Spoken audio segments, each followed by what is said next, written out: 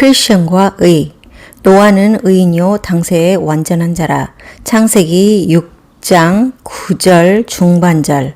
농경사회는 자급자족이 가능했지만 오늘날과 같은 시장 경제사회에서는 돈이 필요하다. 가장 기본적인 의식주 문제를 해결하기 위해서도 돈은 꼭 있어야 한다. 이는 크리스천도 예외가 아니다. 크리스천에게도 경제행위는 반드시 필요하기 때문이다. 또 오늘날은 대단히 전문화된 사회여서 이 사회에서 제대로 몫을 감당하기 위해서는 고도의 정보와 지식을 습득해야 한다. 아울러 내적 성숙과 정서 함양을 위한 문화와 예술도 필수적이며 재창조를 위한 레저 역시 없어서는 안 된다. 이 중 어느 것 하나 중요하지 않은 게 없다. 그렇지만 크리스천들은 이보다는 다른데 삶의 최우선 순위를 두는 사람들이다.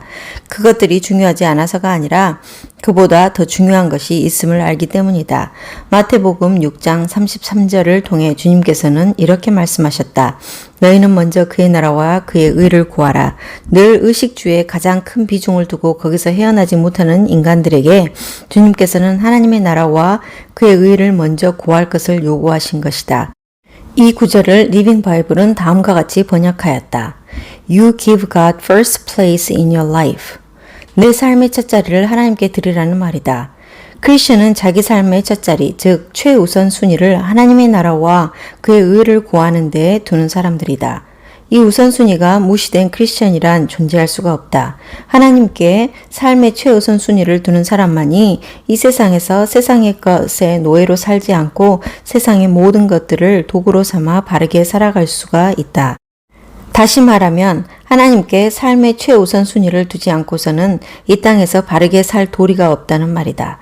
삶의 최우선 순위를 하나님께 두지 않았다는 것은 여전히 허망한 욕망의 노예 상태에 있음을 의미하기 때문이다.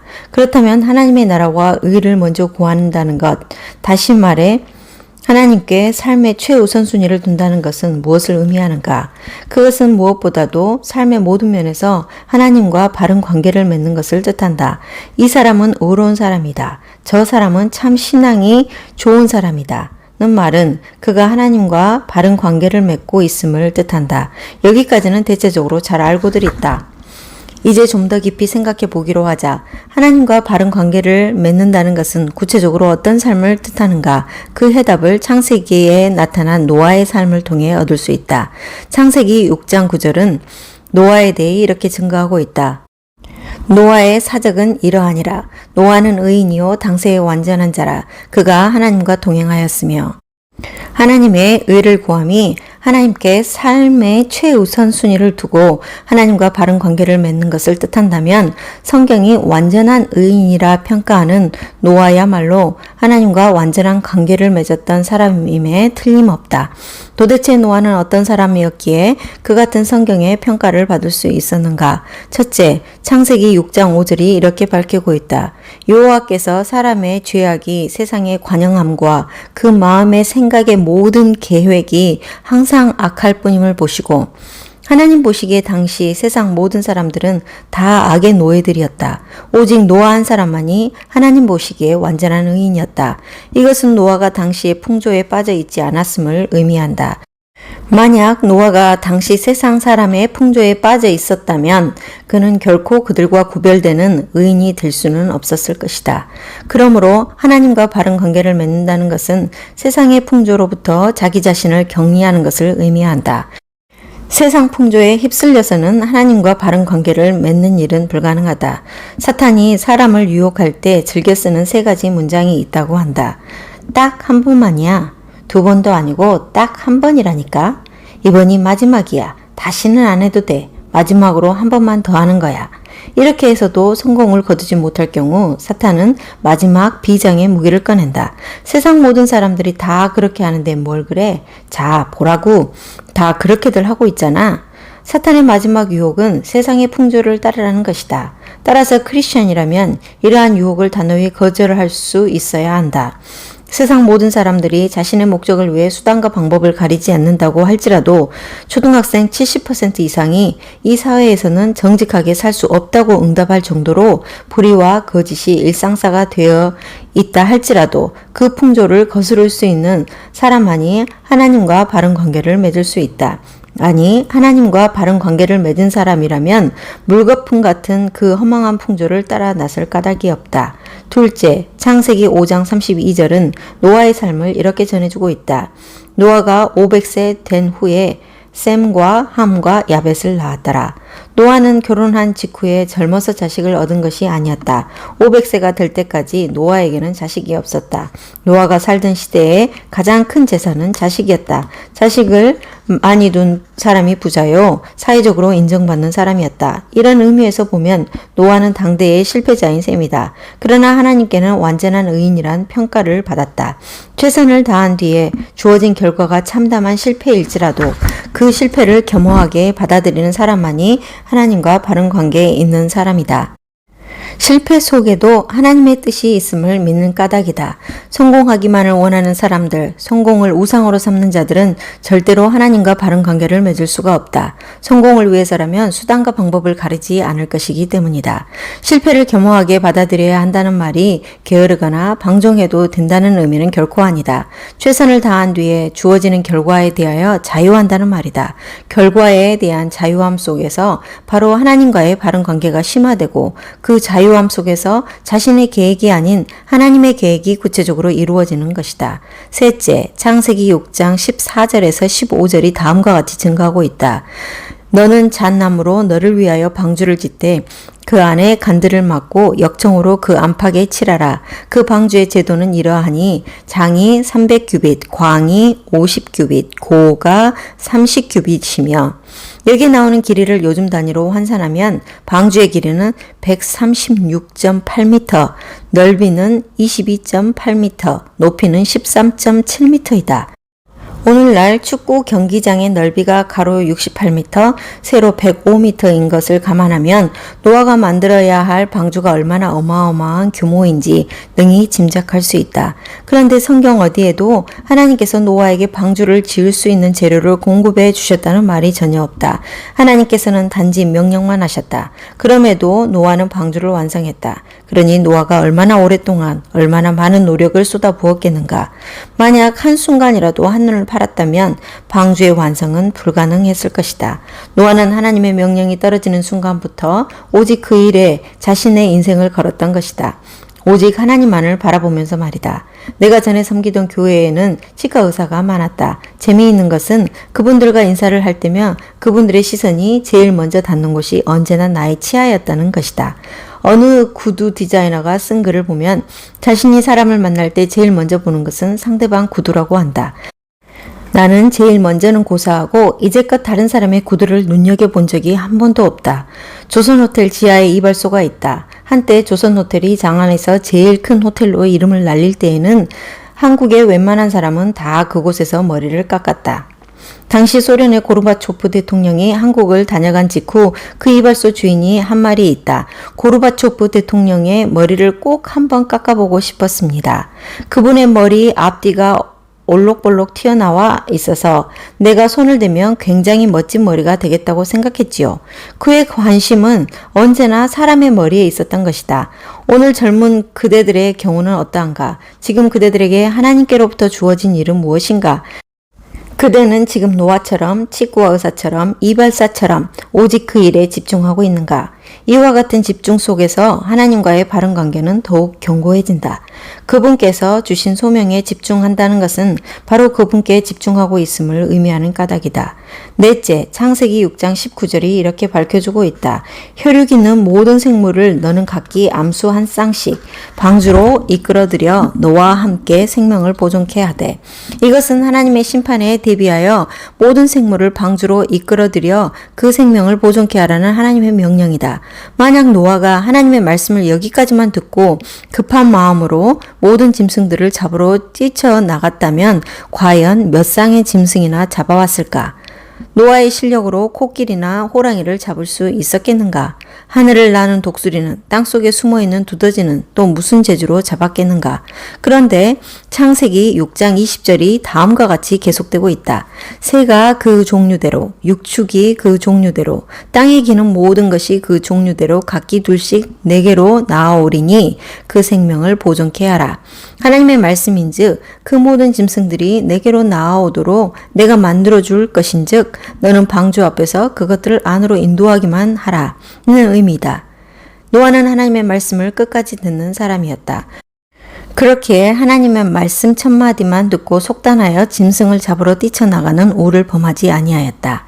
이것은 대단히 중요하다. 사람은 누구나 자신이 바라는 욕구를 지니고 있기에 그 욕구에 부응하는 하나님의 말씀이 주어진다고 생각하는 순간 그 다음 말을 듣지 않는다. 그래서 하나님과의 관계가 깨어지곤 한다. 400년 동안 이집트에서 노예 생활을 하던 이스라엘 백성에게 하나님께서는 내가 너희를 해방시켜 줄 것인즉 너희는 반드시 나를 섬기라고 말씀하셨다. 그러나 불행하게도 이스라엘 백성은 해방시켜 주실 것이라는 그 말씀까지만 듣고 하나님을 반드시 섬기라는 명령은 놓쳐버렸다. 그래서 홍해가 갈라지는 것을 보고도 반석에서 물이 터지는 것을 보고도 매일매일 하늘에서 떨어지는 만나와 메추라기를 먹고도 그들은 하나님을 섬기는 일에 실패했고 그 결과 광야에서 그들의 생은 끝나고 말았다. 제자들은 주님께서 십자가에 못 박혀 돌아가실 것이란 말씀만을 듣고 모두 근심에 빠졌다. 그들은 사흘 후에 부활할 것이라는 마지막 말을 놓쳤던 것이다. 그 결과 주님께서 십자가에 못 박히는 가장 결정적인 순간에 그들은 허겁지겁 도망가는 수치스러운 배신자가 되고 말았다. 크리스천들이 가장 좋아하는 성경 구절 가운데 빌립보서 4장 13절이 있다. 내게 능력 주시는 자 안에서 내가 모든 것을 할 수 있느니라.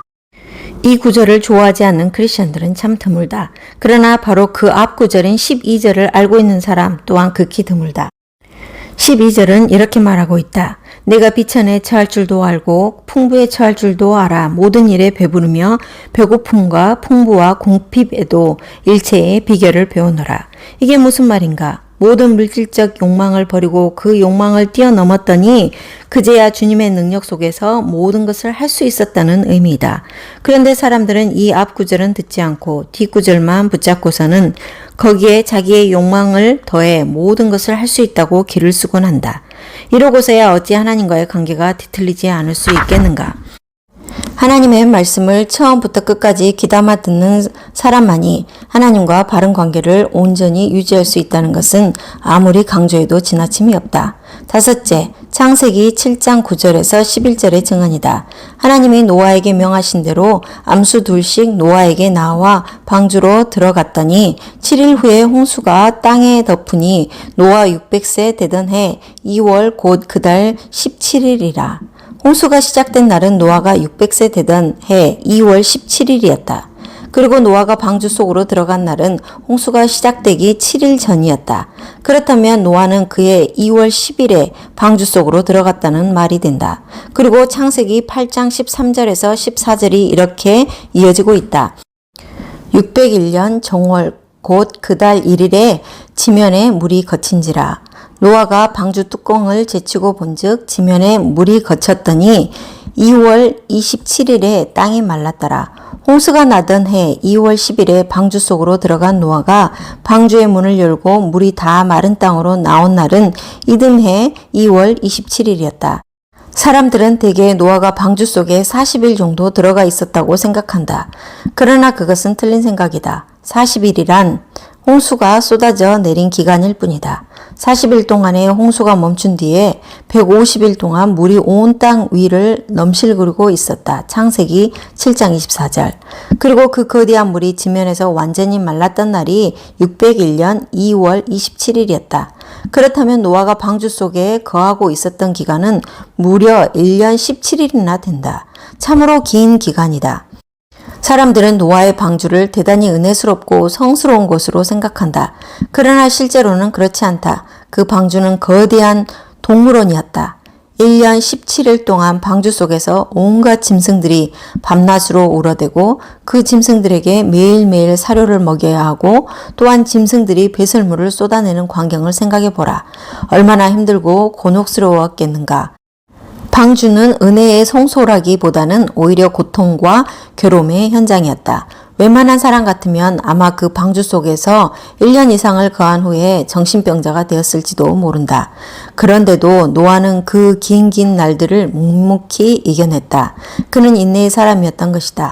이처럼 오직 인내의 사람만이 하나님과 바른 관계를 더욱 넓혀갈 수 있다. 너희에게 인내가 필요함은 너희가 하나님의 뜻을 행한 후에 약속을 받기 위함이라. 히브리서 10장 36절. 하나님의 약속을 받기 위해서 왜 우리에게 인내가 필요한가? 이유는 간단하다. 이 인내의 기간 동안 우리의 믿음이 참 믿음으로 단련되어야 하나님의 약속이 성취된 이후에 하나님을 등지는 어리석은 자가 되지 않을 것이기 때문이다. 하나님을 믿기 전보다 믿고 난 뒤에 도리어 우리의 상황이 악화될 수 있다. 우리가 계획한 일이 무참하게 무산될 수도 있다. 그러나 그때야말로 하나님께서 우리에게 인내를 심어주시고 계시는 때임을 잊지 말아야 한다. 방주 속에 비록 악취와 소음 그리고 괴로움이 있다 할지라도 지금 방주 밖에서는 물이 말라가고 찬란한 무지개가 떠오르고 있음을 믿는 사람만이 인내를 키울 수 있다. 그리고 그 인내의 발판 위에서 하나님과의 관계는 그 키를 더하는 법이다. 노아가 이처럼 하나님과 온전히 바른 관계를 맺어갈 때 하나님께서는 그를 어떻게 해주셨는가? 창세기 7장 17절에서 21절은 이렇게 증거하고 있다. 홍수가 땅에 40일을 있었는지라. 물이 많아져 방주가 땅에서 떠올랐고 물이 더 많아져 땅의 창이라매 방주가 물 위에 떠다녔으며 물이 땅에 더욱 창이라매 천하의 높은 산이 다 덮였더니 물이 불어서 15규빗이 오름에 산들이 덮인지라. 땅 위에 움직이는 생물이 다 죽었으니 곧 새와 육축과 들짐승과 땅에 기는 모든 것과 모든 사람이라. 쏟아지는 홍수 속에서 이 땅에 있는 모든 생명체는 죽어갔다. 그러나 홍수가 점점 심해질수록 노아가 타고 있는 방주는 점점 더 높이 올라갔다. 방주가 올라가는 만큼 노아도 높아졌다. 하나님과 바른 관계를 맺는 사람은 하나님께서 이처럼 높이시고 존귀케 하신다. 대체 어느 정도까지 높여주셨는가? 홍수로 인해 천하의 높은 산도 물속에 다 잠겼다. 그리고 그 높은 산 위 15규빗에 이르기까지 물이 찼다. 15규빗이라면 6.84m이다. 홍수가 나 물이 범람하기 시작하자 사람들은 높은 곳으로 피신했을 것이다. 물이 차오를수록 더 높은 곳을 찾다가 마침내 천하의 제일 높은 산 꼭대기까지 찾았을 것이다. 그러나 노아는 그보다 6.84m 더 위에 있었다. 6.84m라 하면 대단한 차이가 아니라고 여기는 사람이 있을지도 모른다. 그러나 그 차이를 비교하는 것 자체가 불가능할 정도로 큰 차이다. 그것은 생과 사의 차이요, 구원과 심판의 차이요, 영혼과 유한의 차이다. 천하에서 제일 높은 산 꼭대기로 가장 힘센 권력자도 올라갔을 것이고 가장 돈을 많이 가진 사람들도 올라갔을 것이다. 그리고 그들은 그곳에서 모두 물속에 잠겨 죽고 말았다. 그러나 노아는 결코 그들이 다다를 수 없는 6.84m 위에 살아 있었다. 하나님께서 자신과 바른 관계 속에 있는 그를 살리시고 높여주신 까닭이다. 로마 제국 때에도 높은 자들은 얼마든지 있었다. 부유한 자들도 부지기수였다. 그들에 비하면 바울과 베드로는 아무것도 가진 것이 없었다. 그럼에도 그들은 세상의 가장 높은 곳보다 6.84m 더 높은 자리에 있었다.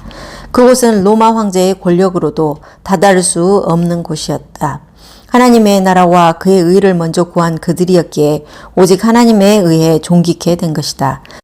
그러므로 젊은 벗들이여 세상에 해야 할 일이 수없이 많다 할지라도 그대 삶의 우선순위를 먼저 하나님께 두어야 한다.